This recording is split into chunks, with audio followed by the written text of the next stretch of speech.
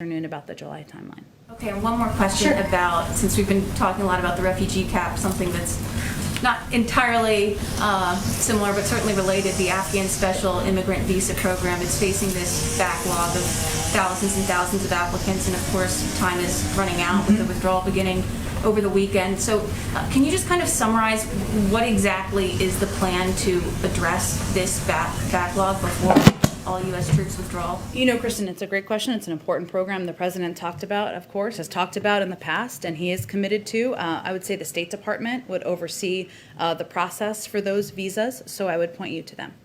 Is there a plan, or is the plan still being drafted? I don't have an update on the plan. I will just convey to you that ensuring that people who have been partners to the United States, who have played such a vital role, who are eligible, can apply, and that we do that. Our embassy, of course, is remaining there and a presence there as well, but they would be the right agency to talk about processing and timeline and what that looks like. Is there any chance that you guys might surge volunteers or staff to the embassy in Kabul to help? It's a great question, but I would, again, point you to the State Department because the personnel would come from there. Go ahead.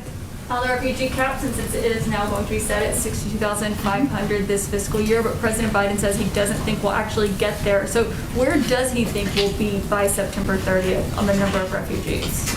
Well, I would say first that, what's important about this cap is, one, that he wanted to, as he said in his statement yesterday, he wanted to eliminate any lingering doubt from any refugee across the world that the United States wasn't a country that would welcome refugees in to apply. Under the Biden-Harris administration, that's exactly who we want to be. But setting this cap, the objective is twofold. One is it helps send a message, that message to the world I just conveyed, but also it helps get the muscles working that have atrophied over the last several years when we were not welcoming in many refugees. So this is not just a federal government or U.S. government effort. There are so many organizations who play incredible roles in the United States and around the world.